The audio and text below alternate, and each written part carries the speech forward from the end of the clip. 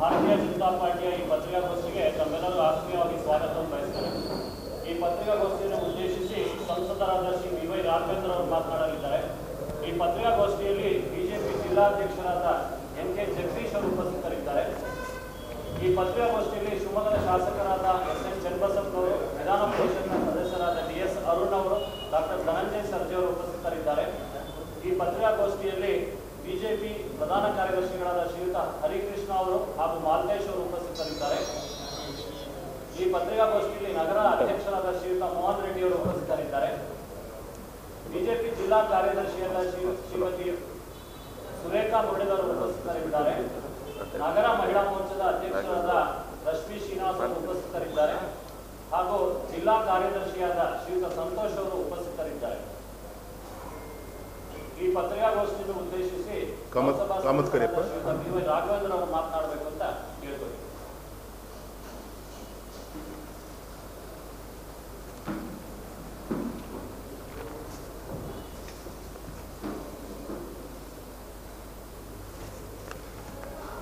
ಮತ್ತೊಮ್ಮೆ ಪತ್ರಿಕಾಗೋಷ್ಠಿಗೆ ಆಗಮಿಸಿದಂಥ ನಮ್ಮ ಪಕ್ಷದ ಗೌರವಂತ ಜಿಲ್ಲಾಧ್ಯಕ್ಷರಾದಂಥ ಜಗದೀಶ್ ರವರಿಗೆ, ಗೌರವಂತ ಶಾಸಕರಾದಂಥ ಚನ್ನಬಸಪ್ಪನವರಿಗೆ, ಸನ್ಮಾನಿಸಿದ ಅರುಣ್ ರವರಿಗೆ, ಗೌರವಂತ ಡಾಕ್ಟರ್ ಸರ್ಜಿ ಅವರಿಗೆ ಸ್ವಾಗತ ಬಯಸ್ತಾ,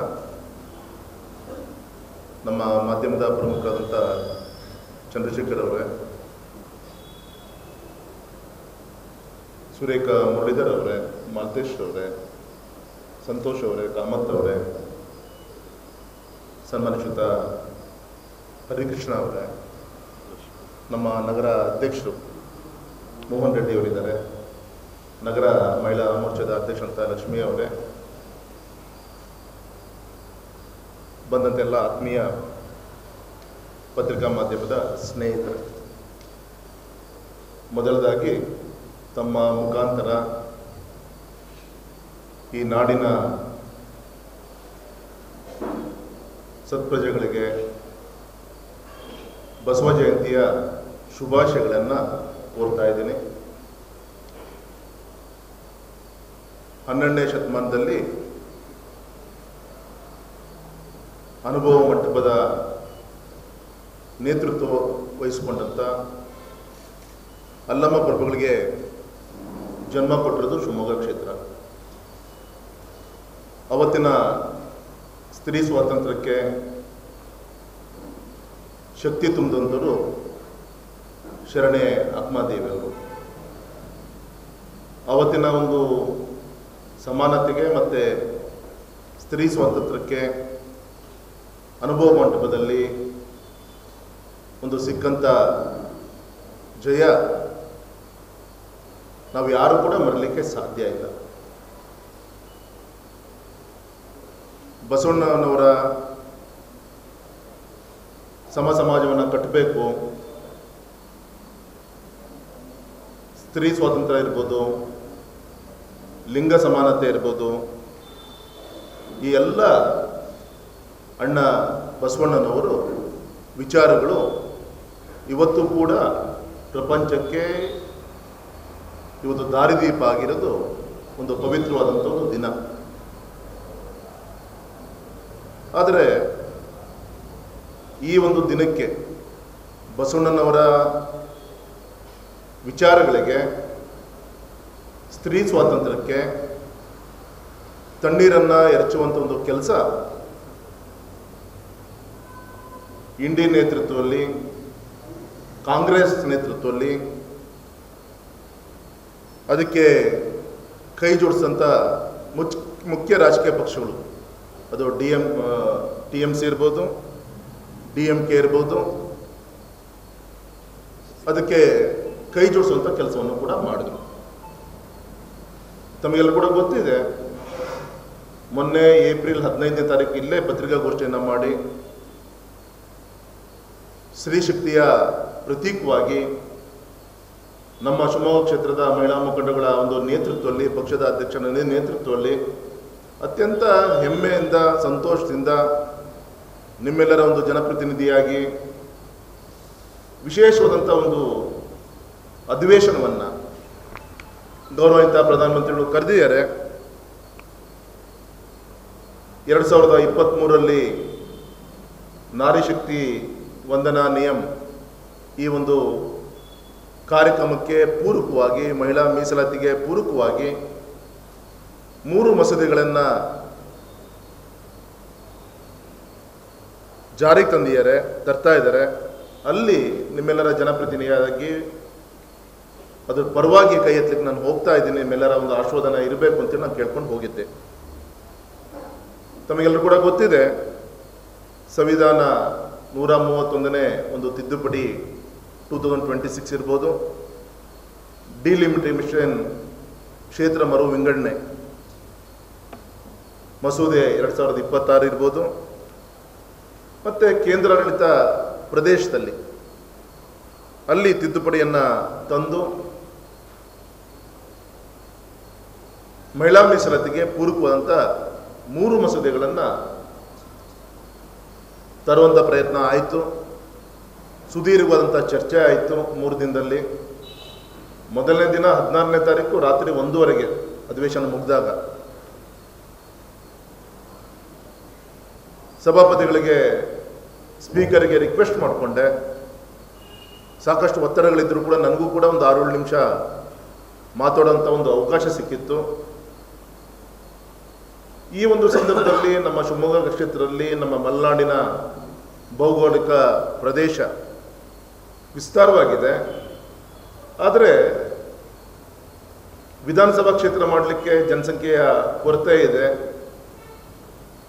ಈ ಸಂದರ್ಭದಲ್ಲಿ ವೆಸ್ಟರ್ನ್ ಘಾಟ್ಸ್, ಗುಜರಾತಿಂದ ಕೇರಳದವರೆಗೂ ಕೂಡ ಇಲ್ಲಿಗೆ ಒಂದು ವಿಶೇಷವಾದಂಥ ಒಂದು ಮಾನ್ಯತೆಯನ್ನು ಕೊಟ್ಟು ಜನಸಂಖ್ಯೆನೇ ಮುಖ್ಯವಾಗಿ ಇಟ್ಟುಕೊಳ್ಳದೆ ಇಲ್ಲಿ ವಿಧಾನಸಭಾ ಕ್ಷೇತ್ರವನ್ನು ಕೂಡ ಮಾಡಬೇಕು ಅಂಥೇಳಿ, ಅದರಲ್ಲೂ ವಿಶೇಷವಾಗಿ ಹೊಸನಗರದ ಆ ಭಾಗದ ಒಂದು ಹೋರಾಟಗಾರರ ಒಂದು ಧ್ವನಿಯನ್ನು ಕೂಡ ಪ್ರಸ್ತಾಪ ಮಾಡುವಂಥ ಒಂದು ಅವಕಾಶ ನನಗೆ ಸಿಕ್ಕಿತ್ತು. ಈ ಎಲ್ಲ ಕೆಲಸಗಳು ಕೂಡ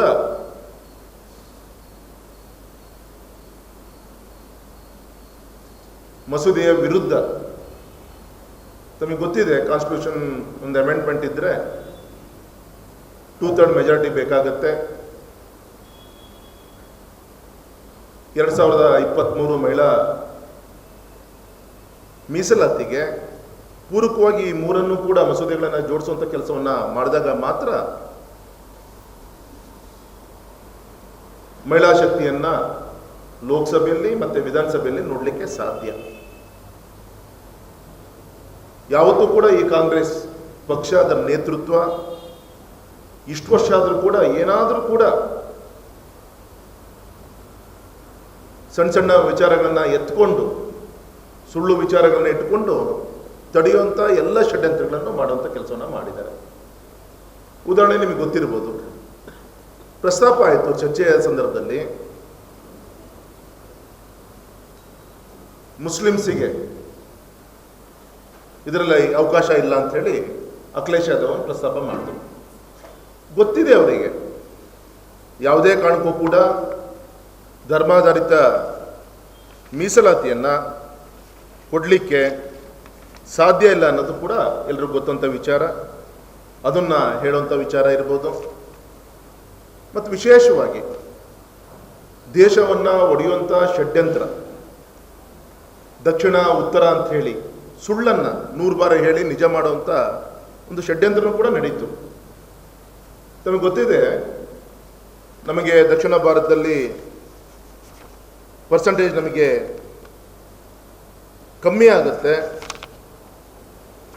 ಅದ್ರ ಪ್ರಕಾರ ಜನಸಂಖ್ಯೆ ಒಂದು ಶಿಸ್ತನ್ನು ನಾವು ದಕ್ಷಿಣ ಭಾರತದಲ್ಲಿ ಕಾಪಾಡ್ಕೊಂಡು ಬಂದಿದ್ದೀವಿ. ಉತ್ತರ ಭಾರತದಲ್ಲಿ ಆ ಜನಸಂಖ್ಯೆಯ ಒಂದು ವಿಚಾರಗಳನ್ನು ತೆಗೆದುಕೊಂಡಾಗ ಅಲ್ಲಿ ಜನಸಂಖ್ಯೆ ಹೆಚ್ಚಾಗತ್ತೆ, ನಮಗೆ ಅನ್ಯಾಯ ಆಗುತ್ತೆ ಅಂತ ವಿಚಾರವನ್ನು ಮುಂದಿಟ್ಟರು. ಕೇಂದ್ರದಿಂದ ಯೋಚನೆ ಮಾಡಿದ್ರು, ಹಾಗೆ ಜನಸಂಖ್ಯೆ ಆಧಾರದ ಮೇಲೆ ನಾವು ಕ್ಷೇತ್ರ ಮರು ವಿಂಗಡಣೆಯನ್ನು ಮಾಡುವಂಥದ್ದು ಬೇಡ. ಪ್ರೆಸೆಂಟ್ ಯಾವ್ಯಾವ ರಾಜ್ಯದಲ್ಲಿ ಎಷ್ಟು ಕ್ಷೇತ್ರಗಳಿದೆ ಅದಕ್ಕೆ 50% ಸೀಟ್ಸ್ಗಳನ್ನು ಲೋಕಸಭೆಯಲ್ಲಿರ್ಬೋದು, ವಿಧಾನಸಭೆಯಲ್ಲಿರ್ಬೋದು, ದೇಶದಲ್ಲಿ ಆ ರಾಜ್ಯದಲ್ಲಿ ಎಲ್ಲ ಕಡೆನೂ ಕೂಡ ಹೆಚ್ಚಿಗೆ ಮಾಡುವಂಥ ಪ್ರಯತ್ನ ಮಾಡಿದ್ರೆ ನಿಜವಾದ ಒಂದು ನ್ಯಾಯವನ್ನು ಕೊಡಲಿಕ್ಕೆ ಸಾಧ್ಯ ಅಂಥೇಳಿ ಅದನ್ನು ಕೂಡ ಓಪನ್ ಆಗಿ ಪಾರ್ಲಿಮೆಂಟಲ್ಲಿ ಯಾವಾಗ ನಮ್ಮ ವಿರುದ್ಧ ಮತವನ್ನು ಹಾಕ್ತಾರೆ ಅಂತ ಗೊತ್ತಾದಾಗ ಗೌರವಾನ್ವಿತ ಅಮಿತ್ ಶಾಜಿಯವರು ಓಪನ್ ಆಗಿ ಕೇಳ್ಕೊಂಡು ನನಗೆ ಇನ್ನೊಂದು ಗಂಟೆ ಸಮಯ ಕೊಡಿ, ಮತ್ತೊಮ್ಮೆ ನಾ ಕರಡು ಪ್ರತಿಯನ್ನು ನಾವು ಓರಲ್ ಆಗಿ ಹೇಳಿದ್ದೀವಿ. ಮೋದಿಜಿಯವರು ಕೂಡ ದೇಶವನ್ನು ಉದ್ದೇಶ ಮಾತಾಡಬೇಕಾದಾಗ ನಾನು ಗ್ಯಾರಂಟಿ ಇದ್ದೀನಿ ಆ ಕ್ಷೇತ್ರಗಳನ್ನು ಕೊಡಲಿಕ್ಕೆ ಅಂತ ಹೇಳಿದ್ರು. ಆದರೆ ಓರಲ್ ಆಗಿ ನಮಗೆ ಮಾತಾಡೋ ಬಗ್ಗೆ ವಿಶ್ವಾಸ ಇಲ್ಲ ಅಂತ ಹೇಳಿದಾಗ ರೈಟಿಂಗಲ್ಲೇ ಮಸೂದೆಯನ್ನು ನಾನು ಮಾಡ್ಕೊಂಡು ಬರ್ತೀನಿ ಅಂತಲೂ ಕೂಡ ಆ ಒಂದು ಅಧಿವೇಶನದಲ್ಲಿ ಪ್ರಸ್ತಾಪವನ್ನು ಕೂಡ ಆಯಿತು. ಆದರೂ ಕೂಡ ದುರುದ್ದೇಶದಿಂದ ಈ ಮಸೂದೆಯನ್ನು ಸೋಲಿಸುವಂಥ ಮುಖಾಂತರ ಇಂಥ ಒಂದು ಐತಿಹಾಸಿಕವಾದಂಥ ಒಂದು ಮಸೂದೆಯನ್ನು ಮತ್ತೊಮ್ಮೆ ಅದನ್ನು ಮೂಲೆಗುಂಪನ್ನು ಮಾಡುವಂಥ ಕೆಲಸ ಈ ಕಾಂಗ್ರೆಸ್ ಪಕ್ಷ ದೇಶವನ್ನು ಆಳದಂಥ 65 ವರ್ಷ ಆಳದಂಥ ಈ ಕಾಂಗ್ರೆಸ್ ಪಕ್ಷ ಮೂಲೆಗುಂಪನ್ನು ಮಾಡಿದೆ. ಹಾಗಾಗಿ ಸಂದರ್ಭದಲ್ಲಿ ನಾನು ಹೇಳಲಿಕ್ಕೆ ಇಚ್ಛೆ ಪಡ್ತೇನೆ, ದೇಶದ ಎಲ್ಲ ತಾಯಂದಿರಿಗೆ ಸಹೋದರಿಯರಿಗೆ ಅತ್ಯಂತ ಭಾರದ ಒಂದು ಮನಸ್ಸಿನಿಂದ ಪ್ರಧಾನಮಂತ್ರಿಗಳು ಮೊನ್ನೆ ದೇಶವನ್ನು ಉದ್ದೇಶಿಸಿ ಸಂಜೆ ಮಾತಾಡಬೇಕಾದಾಗ ತುಂಬ ದುಃಖದಿಂದ ಕ್ಷಮೆಯನ್ನು ಕೂಡ ಹೇಳಿದ್ದು ನಮಗೆಲ್ಲರೂ ಕೂಡ ಗೊತ್ತಂಥ ವಿಚಾರ. ಹಾಗಾಗಿ ಸಂದರ್ಭದಲ್ಲಿ ಹೇಳಲಿಕ್ಕೆ ಇಚ್ಛೆ ಪಡ್ತೇನೆ, ಮಹಿಳೆ ಏನು ಬೇಕಾದರೂ ಕೂಡ ಮರಿತಾಳೆ, ಆದರೆ ಅವರಿಗಾದಂಥ ಅವಮಾನವನ್ನು ಯಾವತ್ತೂ ಕೂಡ ಮರೀಲಿಕ್ಕೆ ಸಾಧ್ಯ ಇಲ್ಲ, ಯಾವತ್ತೂ ಕೂಡ ಕ್ಷಮಿಸಲಿಕ್ಕೆ ಸಾಧ್ಯ ಇಲ್ಲ. ಮತ್ತು ಅಸಹ್ಯ ಅಂದರೆ ಮೊನ್ನೆ ಇಂಥ ಒಂದು ಐತಿಹಾಸಿಕವಂಥ ಮಸೂದೆ ವೋಟಿಂಗ್ ಟೈಮಲ್ಲೂ ಕೂಡ ಅವ್ರ ಮುಂದೆ ಇದ್ದಂಥ ಬೆಂಚನ್ನು ತಟ್ಟುವ ಮುಖಾಂತರ ದೊಡ್ಡ ಒಂದು ವಿಜಯ ಪತಾಕೆಯನ್ನು ವಿಜಯೋತ್ಸವವನ್ನು ಮಾಡುವಂಥ ಕೆಲಸವನ್ನು ಮಾಡಿದ್ರು. ನಾನು ಕಾಂಗ್ರೆಸ್ ಅವರು ಕೇಳಲಿಕ್ಕೆ ಇಚ್ಛೆ ಪಡ್ತೇನೆ, ಯಾವ ನೈತಿಕತೆಯನ್ನು ಇಟ್ಕೊಂಡು ಬರುವಂಥ ದಿನದಲ್ಲಿ ಮಹಿಳಾ ಸ್ವಾತಂತ್ರ್ಯ ಬಗ್ಗೆ, ಮಹಿಳಾ ಮೀಸಲಾತಿ ಬಗ್ಗೆ ಮಾತಾಡುವಂಥ ಒಂದು ವಿಚಾರವನ್ನು ನೀವು ಇಟ್ಕೊಳ್ತೀರಿ ಅಂತ ನಾನು ಕೇಳಲಿಕ್ಕೆ ಇಚ್ಛೆ ಪಡ್ತೇನೆ.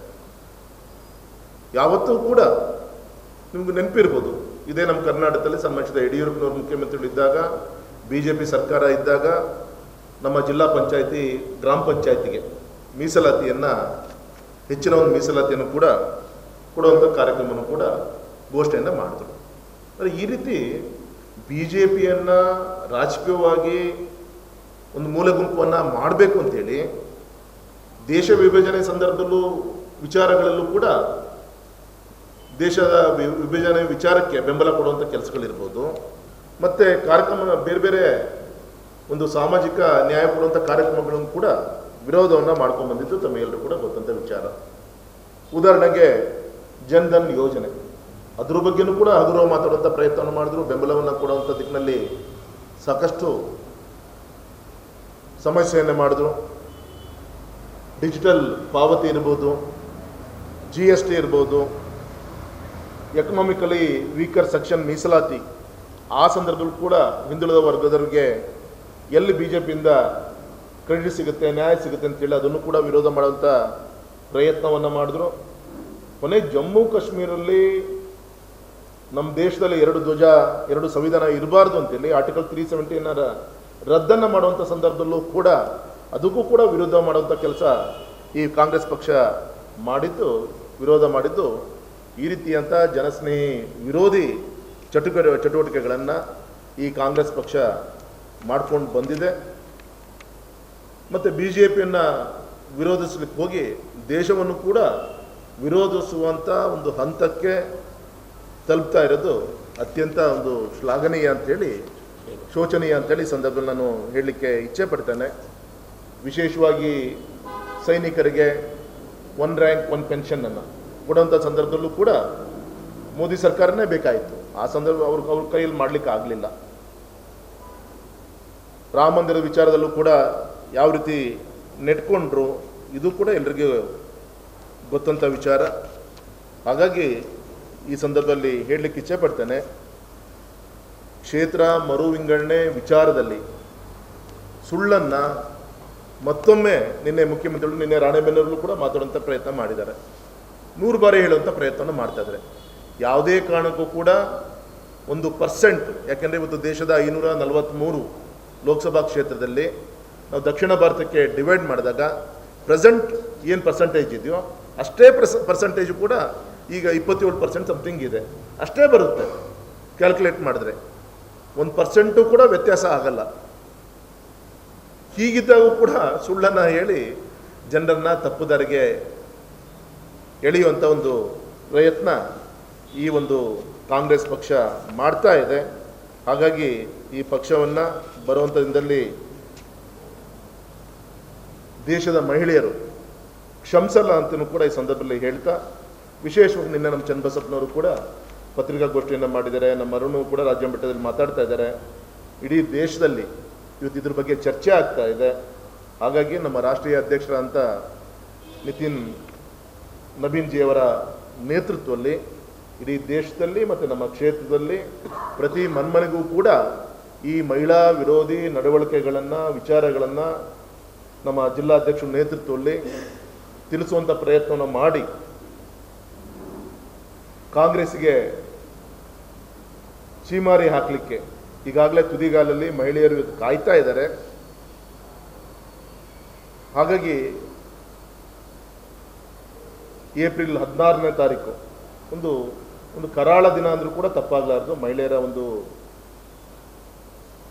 ಒಂದು ಶಕ್ತಿಯ ವಿಚಾರದಲ್ಲಿ ಗೌರವಾನ್ವಿತ ಪ್ರಧಾನಮಂತ್ರಿಗಳು ಅವರು ಎಷ್ಟು ನೋವು ಅನ್ನೋಕ್ಕೆ ಹೆಣ್ಣು ಮಗುವಿನ ಒಂದು ಭ್ರೂಣ ಹತ್ಯೆಗೆ ಹೋಲಿಸುವಂಥ ಒಂದು ಪ್ರಯತ್ನ ಕೂಡ ಮಾಡಿದ್ರು. ಹಾಗಾಗಿ ಈ ಒಂದು ದೇಶ ಯಾವತ್ತೂ ಕೂಡ ನಿಮಗೆ ಕ್ಷಮಿಸಲ್ಲ, ಮುಂದಿನ ತಾಯಂದಿರು ಯುವತಿಯರು ಕ್ಷಮಿಸಲ್ಲ ಅಂತೇಳಿ ತಮ್ಮ ಪತ್ರಿಕಾಗೋಷ್ಠಿಯ ಮುಖಾಂತರ ತಿಳಿಸ್ತಾ, ಮೋದಿಜಿಯವರು ಇನ್ನೂ ಕೂಡ ಆಶಾದಾಯಕ ಮಾತನ್ನು ಆಡಿದ್ದಾರೆ.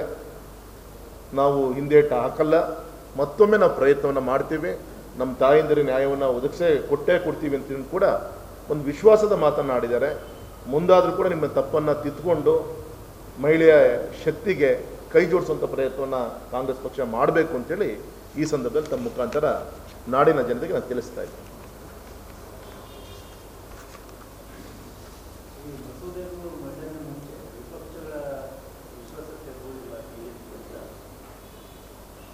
ಸರ್, ಇದೆಲ್ಲದೂ ಕೂಡ ಸುಳ್ಳನ್ನು ಹೇಳ್ಕೊಂಡು ಹೋಗುವಂಥ ಪ್ರಯತ್ನ. ಎಲ್ಲ ರೀತಿಯಂಥ ಚರ್ಚೆಗಳಾಗಿದೆ. ಅವತ್ತು ವಿಪಕ್ಷಗಳನ್ನು, ನಾಯಕರ ಮೀಟಿಂಗನ್ನು ಕರೆದಾಗ ಕಾಂಗ್ರೆಸ್ ಹೊರತುಪಡಿಸಿ ಇನ್ನೆಲ್ಲರೂ ಕೂಡ ಪ್ರೆಸೆನ್ಸ್ ಇದ್ದರು. ಅವರೊಬ್ಬರು ಬರಲಿಲ್ಲ. ಅದನ್ನು ಅಧಿಕೃತವಾಗಿ ಲೋಕಸಭೆಯಲ್ಲೇ ಅಮಿತ್ ಶಾ ಜಿಯವರು ಹೇಳಿದ್ದಾರೆ. ಈ ಥರ ಹೊರಗಡೆ ಸುಳ್ಳನ್ನು ಹೇಳುವಂಥ ಪ್ರಯತ್ನ.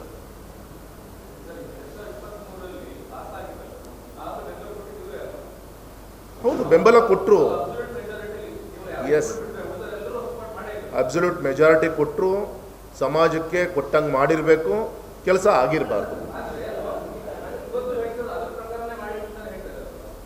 ಅಲ್ಲ, ಅದ್ರ ಪ್ರಕಾರ ಏನಿತ್ತು, 2026ರ ಸೆನ್ಸಸ್ಸನ್ನು ತೆಗೆದುಕೊಂಡು, ಪಾಪ್ಯುಲೇಷನ್ ಸೆನ್ಸಸ್ಸನ್ನು ನಾವು ತೆಗೆದುಕೊಂಡು ಅದನ್ನು ಇಂಪ್ಲಿಮೆಂಟ್ ಮಾಡಬೇಕು ಅಂಥೇಳಿ ಮಾಡ್ತೀವಿ ಅನ್ನೋ ರೀತಿಯಂಥ ಚಿಂತನೆಗಳು ಆ ಮಸೂದೆಯಲ್ಲಿ ಏನಿತ್ತು, ಅದನ್ನು ರೀವರ್ಕ್ ಮಾಡಿದಾಗ ಇವತ್ತಿನ ಒಂದು ಸೆನ್ಸಸ್ಸು ಮೊದಲು ಹೌಸ್ ವೈಸ್ ಸೆನ್ಸಸ್ ಆಗುತ್ತೆ, ಆಮೇಲೆ ಜಾತಿವಾರು ಸೆನ್ಸಸ್ ಆಗುತ್ತೆ. ಈ ಪ್ರೋಸೆಸ್ ಮುಗಿಯುವಂಥ ಹೊತ್ತಿಗೆ ಅದಾದಮೇಲೆ ಸ್ಪೆಷಲ್ ಕಮಿಷನನ್ನು ಸುಪ್ರೀಂ ಕೋರ್ಟ್ ಜಡ್ಜ್ ನೇತೃತ್ವದಲ್ಲಿ ಜಾರಿ ತರಬೇಕಾಗತ್ತೆ. ಈ ಪ್ರೋಸೆಸ್ಸನ್ನು ಮಾಡುವಂಥದ್ದು ಇದರಲ್ಲಿ ನಾಳೆ 29 ಮುಗಿದು ಹೋಗ್ಬಿಡುತ್ತೆ.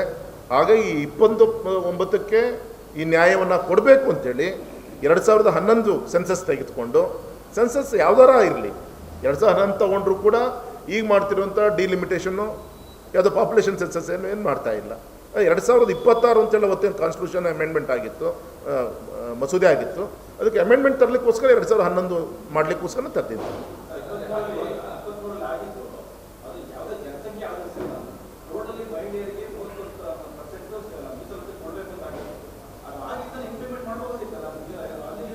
ಅದು ಇಂಪ್ಲಿಮೆಂಟ್ ಆಗಬೇಕು ಅಂದರೆ ಡಿಲಿಮಿಟೇಷನ್ ಆಗಬೇಕು, ಬೇಕೇ ಬೇಕಾ?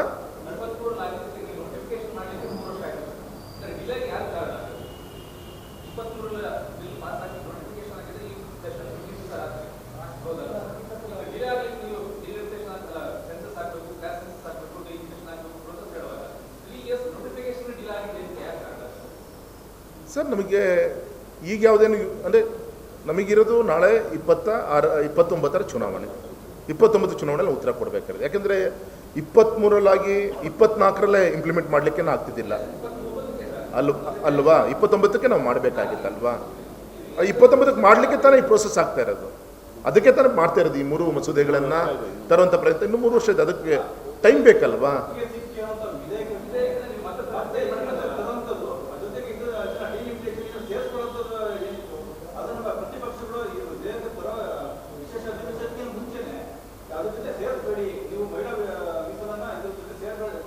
ನೋ ಸಂತೋಷ್, ತರಲೇಬೇಕು. ಯಾಕೆ ತರಬೇಕು ಅಂದರೆ ಅದರಲ್ಲಿ ನಾವು 2026 ಸೆನ್ಸಸ್ ಅಂತ ಮೆನ್ಷನ್ ಮಾಡಿದ್ವಿ ಹಳೆ ಮಸೂದೆಯಲ್ಲಿ.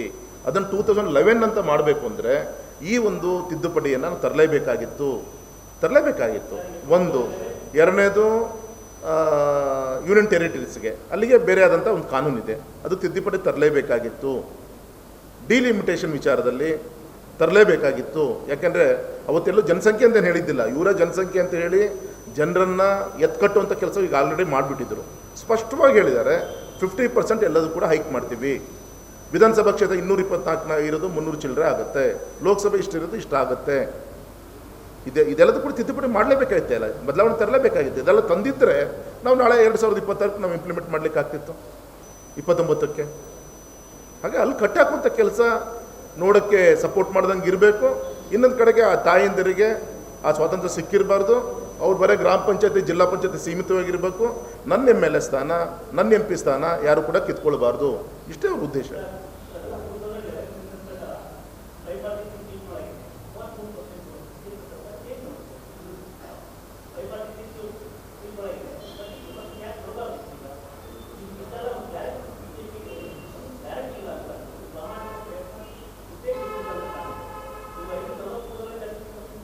ರವೀಣ, ಈಗ 1971ರಲ್ಲಿ ಅವತ್ತಿನ ಒಂದು ಜನಸಂಖ್ಯೆ ಇದ ಮೇಲೆ 500 ಚಿಲ್ಲರೆ ಲೋಕಸಭಾ ಕ್ಷೇತ್ರ ಆಗಿತ್ತು. ಇವತ್ತು ಒಂದೊಂದು ಲೋಕಸಭಾ ಕ್ಷೇತ್ರಕ್ಕೆ 18-20 ಲಕ್ಷ ಬರ್ತಾ ಇದೆ. 30 ಲಕ್ಷದವರೆಗೂ ಕೂಡ ಉತ್ತರಳ್ಳಿ, ನಮ್ಮ ಬೆಂಗಳೂರು ಉತ್ತರಳ್ಳಿ ಕ್ಷೇತ್ರದ ಆ ಭಾಗದ ಕ್ಷೇತ್ರ ಕೂಡ 30 ಲಕ್ಷದವರೆಗೂ ಬರ್ತಾ ಇದೆ. UPಲೂ ಕೂಡ ದೊಡ್ಡ ದೊಡ್ಡ ಲೋಕಸಭಾ ಕ್ಷೇತ್ರಗಳ ಹೆಸರನ್ನು ಕೂಡ ಅವತ್ತು ಪ್ರಸ್ತಾಪವನ್ನೇ ಮಾಡಿದ್ರು. ಹಾಗಾಗಿ ನಿಜವಾದ ಮಾಡಿದ್ರೆ 100% ಪರ್ಫೆಕ್ಟ್ನೆಸ್ ಬೇಕಲ್ಲ. ಇದ್ರ ತಪ್ಪೇನಿದೆ? ಇದು ಆಯಿತು, ಇದನ್ನು ಮಾಡ್ಲಿಕ್ಕೆ ಕೊಟ್ಟಿದ್ದು ವಿರೋಧ ಪಕ್ಷರು ಯಾಕೆ ವಿರೋಧ ಮಾಡ್ತಾ ಇದ್ದಾರೆ? ತಪ್ಪೇನಿದೆ? ನಾವು ಮಾಡಿದಂಥ 3 ಮಸೂದೆಗಳ ತಿದ್ದುಪಡಿಯಲ್ಲಿ ನಾವು 2011 ತೆಗೆದುಕೊಂಡಿದ್ದು ತಪ್ಪೇನಿದೆ? ಡಿಲಿಮಿಟೇಷನ್ ಮಾಡೋಕ್ಕೆ ಹೊರಟಿದ್ದು ತಪ್ಪೇನಿದೆ? ಯೂನಿಯನ್ ಟೆರಿಟರೀಸ್ಗಳಿಗೆ ಈ ಥರಕ್ಕೆ ಮಾಡ್ಕೋ ತಪ್ಪೇನಿದೆ? ಇದರಲ್ಲಿ ಏನು ತಪ್ಪೆ ಹುಡುಕುವಂಥ ಪ್ರಯತ್ನ ಇವರು ಮಾಡ್ತಾ ಇದ್ದಾರೆ. ಮುಸ್ಲಿಮ್ಸಿಗಿಲ್ಲ, SC/STಗಳಿಗೆ ಅನ್ಯಾಯ ಮಾಡಿದ್ರಲ್ಲ.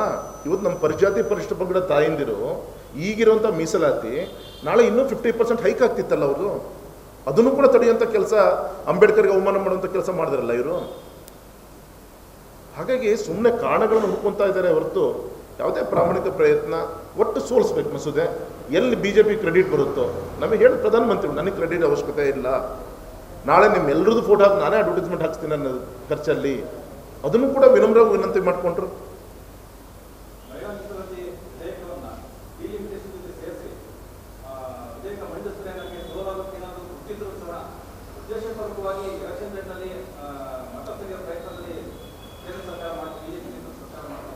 ಸರ್, ಒಂದು ಪ್ರಧಾನಮಂತ್ರಿಗಳ ನೇತೃತ್ವದಲ್ಲಿ ಅವರ ಮುಖ್ಯಮಂತ್ರಿಗಳಿಂದ ಹಿಡಿದು ಪ್ರಧಾನಮಂತ್ರಿಗಳಾದಂಥ ಈ 12 ವರ್ಷದ ಅವಧಿಯಲ್ಲಿ ಯಾವುದೇ ಮಸೂದೆ ಸೋಲಾಗಿಲ್ಲ.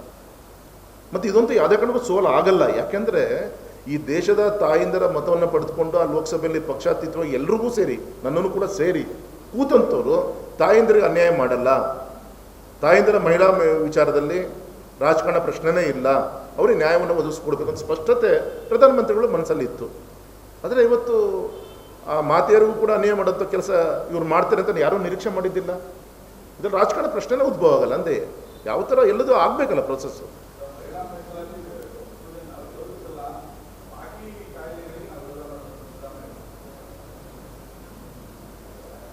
ಸರ್, ನನಗೆ ಗಾದೆಗಳೆಲ್ಲ ಬರಲ್ಲ. ನನಗೆ ಗಾದೆಗಳು ಬೇರೆ ಬೇರೆ ಗಾದೆ ಯಾರು ಚೆನ್ನಾಗಿ ಅವ್ರ ಹತ್ರ ಕೇಳೋದು ಒಳ್ಳೆಯದು. ಆದರೆ ನಾನಿಷ್ಟು ಮಾತ್ರ ಹೇಳ್ತೀನಿ, ಮತ್ತೊಮ್ಮೆ ಸ್ಪಷ್ಟವಾಗಿ ಹೇಳಲಿಕ್ಕೆ ಇಚ್ಛೆ ಪಡ್ತೇನೆ. ಆ ಮೋಹನ್ ಅವರೇ, ಆ ಮಹಿಳಾ ಮೀಸಲಾತಿ ಜಾರಿಗೆ ಬರಬೇಕು ಅಂದರೆ ಈ 3 ಪ್ರೋಸೆಸ್ ಆಗಲೇಬೇಕಾಗಿತ್ತು ನೋಡಲಿಕ್ಕೆ ಜನರಿಗೆ. ಹಾಗಿದ್ದರೆ ನಿನ್ನೆ ಪಾರ್ಲಿಮೆಂಟ್ ಮುಗಿದ ಮೇಲೆ ನಮ್ಮ ಪತ್ರಿಕಾ ಮಾಧ್ಯಮ ಸ್ನೇಹಿತರು ನೂರಾರು ಜನ ಅಲ್ಲಿ ಹೊರಗಡೆ ಇದ್ರಲ್ಲ, ಒಬ್ಬರಾದರೂ ಕೂಡ ಫೇಸ್ ಮಾಡ್ಲಿಕ್ಕೆ ಆಯ್ತಾ ಅವರಿಗೆ?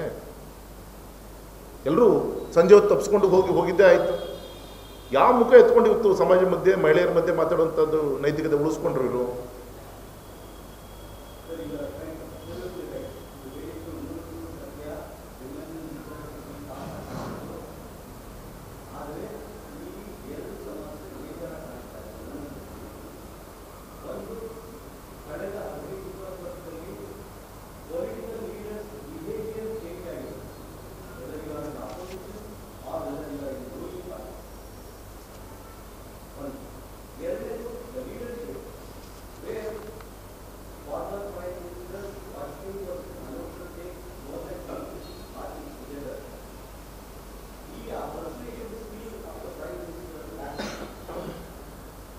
ಸೊ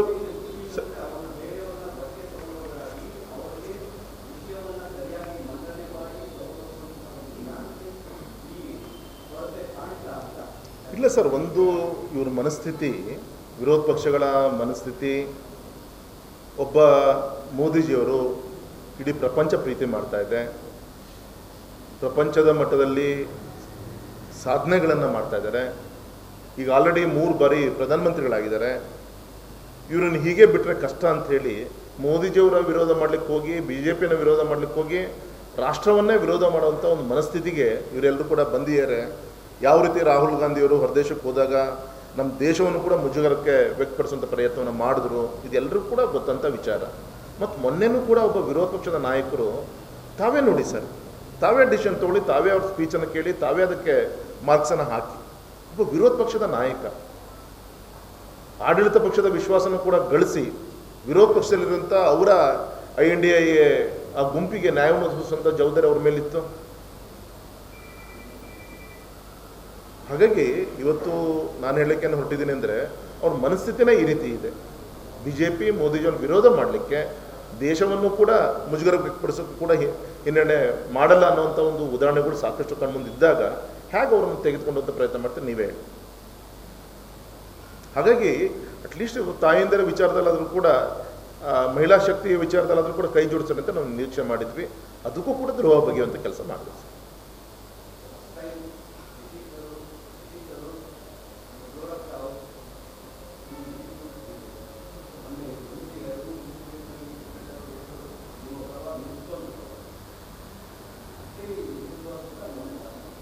ಇಲ್ಲಿ ವ್ಯಕ್ತಿ ಅನ್ನೋಕ್ಕಿಂತ ಟೋಟಲ್ ಪಕ್ಷದ ಮನಸ್ಥಿತಿಗೆ ಅನಿವಾರ್ಯತೆ ಇರ್ಬೋದು ಕೆಲವು ವ್ಯಕ್ತಿಗಳು.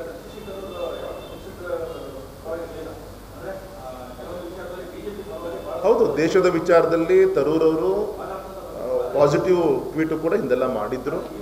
ಈಗ ಯಾವ ಮುಜುಗರಕ್ಕೆ ಸಿಕ್ಕಾಕೊಂಡಿದ್ದಾರೋ ಗೊತ್ತಿಲ್ಲ. ಯಾಕಂದ್ರೆ ಕೇರಳದಲ್ಲಿ ಎಲೆಕ್ಷನ್ ಬೇರೆ ನಡೀತಾ ಇದೆ. ಪಾಪ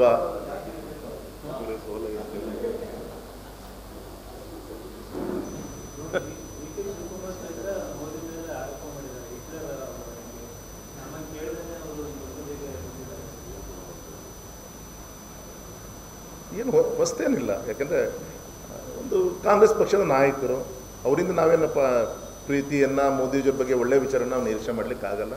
ಸಹಜವಾಗಿ ಅವ್ರ ಪಕ್ಷದ ವಿಚಾರಗಳನ್ನು ಮೋದಿ ಮೇಲೆ ಈ ರೀತಿ ತೋರಿಸ್ಕೊಂಡಿರೋ ಸರ್, ಅದಲ್ಲೇನು ವಿಶೇಷತೆ ಏನಿದೆ. Yes sir, thank you sir.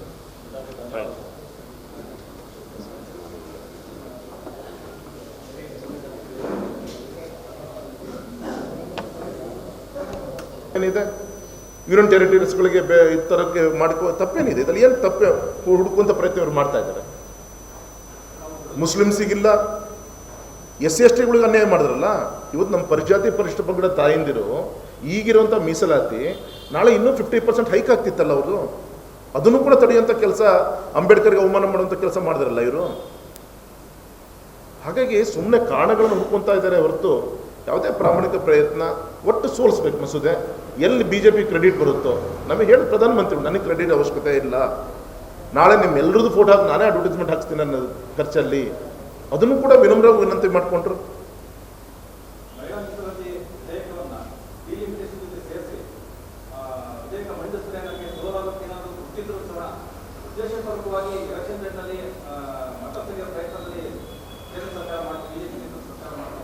Sir, ಒಂದು ಪ್ರಧಾನಮಂತ್ರಿಗಳ ನೇತೃತ್ವದಲ್ಲಿ ಅವರ ಮುಖ್ಯಮಂತ್ರಿಗಳಿಂದ ಹಿಡಿದು ಪ್ರಧಾನಮಂತ್ರಿಗಳಾದಂಥ ಈ 12 ವರ್ಷದ ಅವಧಿಯಲ್ಲಿ ಯಾವುದೇ ಮಸೂದೆ ಸೋಲಾಗಿಲ್ಲ.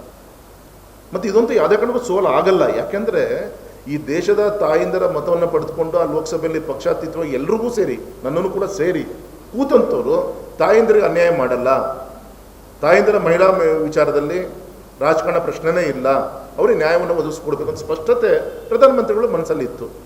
ಆದರೆ ಇವತ್ತು ಆ ಮಾತೆಯರಿಗೂ ಕೂಡ ಅನ್ಯಾಯ ಮಾಡೋಂಥ ಕೆಲಸ ಇವ್ರು ಮಾಡ್ತಾರೆ ಅಂತ ಯಾರೂ ನಿರೀಕ್ಷೆ ಮಾಡಿದ್ದಿಲ್ಲ. ಇದ್ರಲ್ಲಿ ರಾಜಕಾರಣ ಪ್ರಶ್ನೆನೇ ಉದ್ಭವ ಆಗಲ್ಲ. ಅಂದೇ ಯಾವ ಥರ ಎಲ್ಲದೂ ಆಗಬೇಕಲ್ಲ ಪ್ರೊಸೆಸ್ಸು.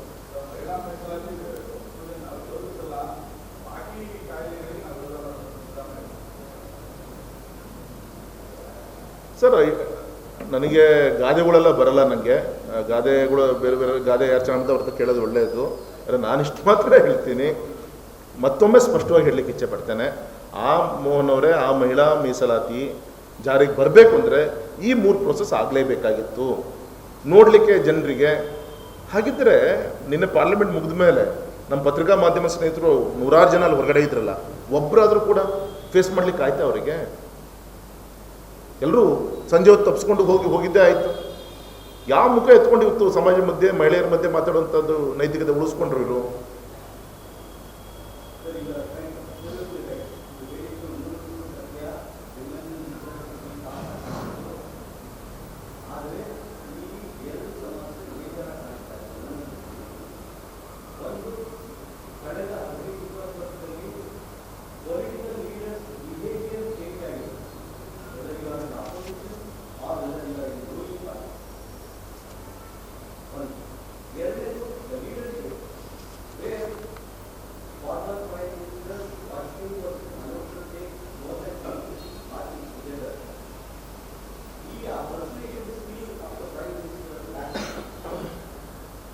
ಸೊ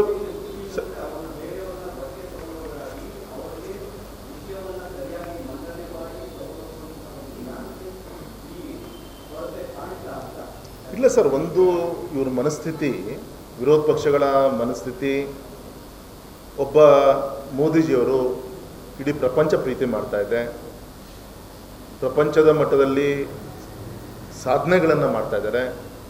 ಈಗ ಆಲ್ರೆಡಿ 3 ಬಾರಿ ಪ್ರಧಾನಮಂತ್ರಿಗಳಾಗಿದ್ದಾರೆ. ಇವರನ್ನು ಹೀಗೆ ಬಿಟ್ಟರೆ ಕಷ್ಟ ಅಂಥೇಳಿ ಮೋದಿಜಿಯವರ ವಿರೋಧ ಮಾಡಲಿಕ್ಕೆ ಹೋಗಿ, BJPನ ವಿರೋಧ ಮಾಡಲಿಕ್ಕೆ ಹೋಗಿ, ರಾಷ್ಟ್ರವನ್ನೇ ವಿರೋಧ ಮಾಡುವಂಥ ಒಂದು ಮನಸ್ಥಿತಿಗೆ ಇವರೆಲ್ಲರೂ ಕೂಡ ಬಂದಿದ್ದಾರೆ. ಯಾವ ರೀತಿ ರಾಹುಲ್ ಗಾಂಧಿಯವರು ಹೊರದೇಶಕ್ಕೆ ಹೋದಾಗ ನಮ್ಮ ದೇಶವನ್ನು ಕೂಡ ಮುಜುಗರಕ್ಕೆ ವ್ಯಕ್ತಪಡಿಸುವಂಥ ಪ್ರಯತ್ನವನ್ನು ಮಾಡಿದ್ರು, ಇದೆಲ್ಲರೂ ಕೂಡ ಗೊತ್ತಂಥ ವಿಚಾರ. ಮತ್ತು ಮೊನ್ನೆನೂ ಕೂಡ ಒಬ್ಬ ವಿರೋಧ ಪಕ್ಷದ ನಾಯಕರು ತಾವೇ ನೋಡಿ ಸರ್, ತಾವೇ ಡಿಸಿಷನ್ ತೊಗೊಳ್ಳಿ, ತಾವೇ ಅವ್ರ ಸ್ಪೀಚನ್ನು ಕೇಳಿ, ತಾವೇ ಅದಕ್ಕೆ ಮಾರ್ಕ್ಸನ್ನು ಹಾಕಿ, ಒಬ್ಬ ವಿರೋಧ ಪಕ್ಷದ ನಾಯಕ ಆಡಳಿತ ಪಕ್ಷದ ವಿಶ್ವಾಸನೂ ಕೂಡ ಗಳಿಸಿ ವಿರೋಧ ಪಕ್ಷದಲ್ಲಿರುವಂಥ ಅವರ INDA ಆ ಗುಂಪಿಗೆ ನ್ಯಾಯವನ್ನು ಒದಗಿಸುವಂಥ ಜವಾಬ್ದಾರಿ ಅವ್ರ ಮೇಲಿತ್ತು. ಹಾಗಾಗಿ ಇವತ್ತು ನಾನು ಹೇಳಲಿಕ್ಕೆ ಹೊರಟಿದ್ದೀನಿ ಅಂದರೆ ಅವ್ರ ಮನಸ್ಥಿತಿನೇ ಈ ರೀತಿ ಇದೆ. BJP ಮೋದಿಜಿಯನ್ನು ವಿರೋಧ ಮಾಡಲಿಕ್ಕೆ, ದೇಶವನ್ನು ಕೂಡ ಮುಜುಗರ ವ್ಯಕ್ತಪಡಿಸೋಕ್ಕೂ ಕೂಡ ಹಿನ್ನಡೆ ಮಾಡಲ್ಲ ಅನ್ನೋವಂಥ ಒಂದು ಉದಾಹರಣೆಗಳು ಸಾಕಷ್ಟು ಕಣ್ಮುಂದಿದ್ದಾಗ ಹೇಗೆ ಅವರನ್ನು ತೆಗೆದುಕೊಂಡಂಥ ಪ್ರಯತ್ನ ಮಾಡ್ತಾರೆ ನೀವೇ ಹೇಳಿ. ಹಾಗಾಗಿ ಅಟ್ಲೀಸ್ಟ್ ತಾಯಂದಿರ ವಿಚಾರದಲ್ಲಾದರೂ ಕೂಡ, ಮಹಿಳಾ ಶಕ್ತಿಯ ವಿಚಾರದಲ್ಲಾದರೂ ಕೂಡ ಕೈ ಜೋಡಿಸೋಣ ಅಂತ ನಾವು ನಿರೀಕ್ಷೆ ಮಾಡಿದ್ವಿ. ಅದಕ್ಕೂ ಕೂಡ ದ್ರೋಹ ಬಗೆಯುವಂಥ ಕೆಲಸ ಮಾಡಿದ್ವಿ.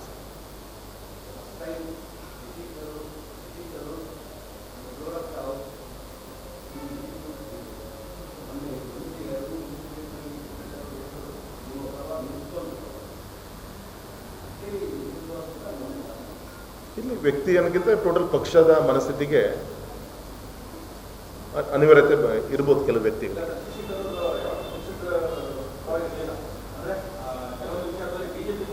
ಹೌದು, ದೇಶದ ವಿಚಾರದಲ್ಲಿ ತರೂರ್ ಅವರು ಪಾಸಿಟಿವ್ ಟ್ವೀಟು ಕೂಡ ಹಿಂದೆಲ್ಲ ಮಾಡಿದ್ರು. ಈಗ ಯಾವ ಮುಜುಗರಕ್ಕೆ ಸಿಕ್ಕಾಕೊಂಡಿದ್ದಾರೋ ಗೊತ್ತಿಲ್ಲ. ಯಾಕಂದರೆ ಕೇರಳದಲ್ಲಿ ಎಲೆಕ್ಷನ್ ಬೇರೆ ನಡೀತಾ ಇದೆ. ಪಾಪ